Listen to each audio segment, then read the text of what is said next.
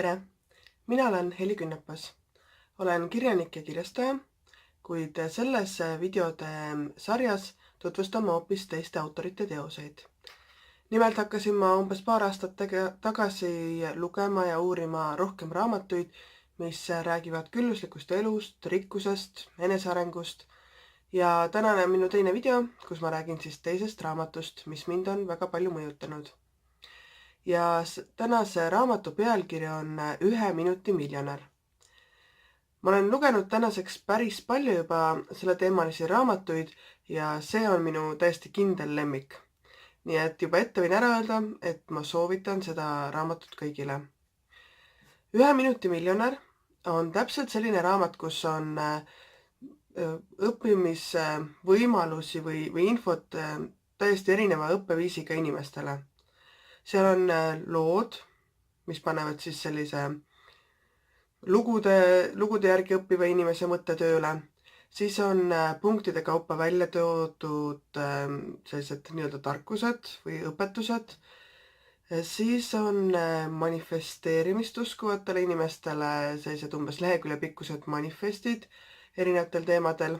Ehk siis tekstid, mida sa võid enda jaoks korrata päevast päeva, et siis ise neid uskuda ja need saaksid osaks sinu mõtlemisest.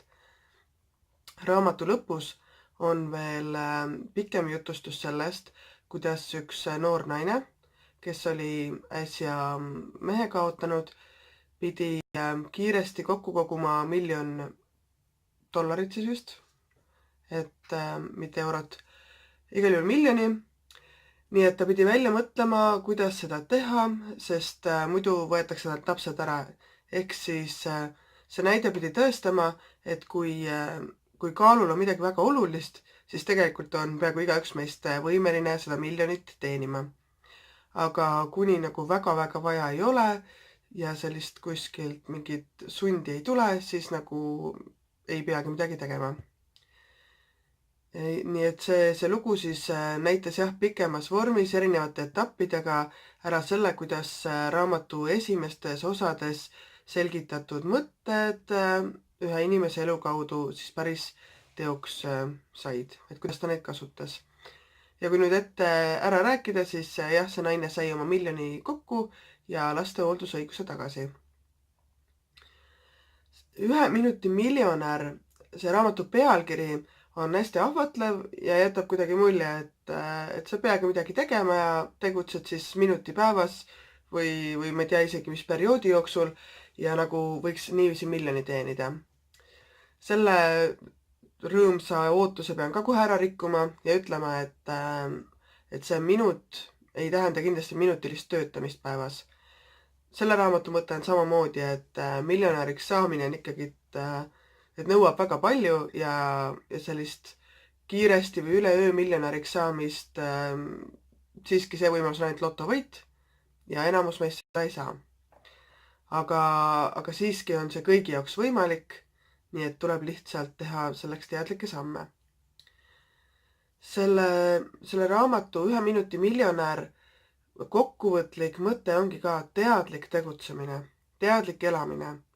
Mitte see, et sinuga asjad lihtsalt juhtuvad, vaid sa tead, et sina oled võimeline looma iseendale mingit elu, sina valid, millist elu sa tahad.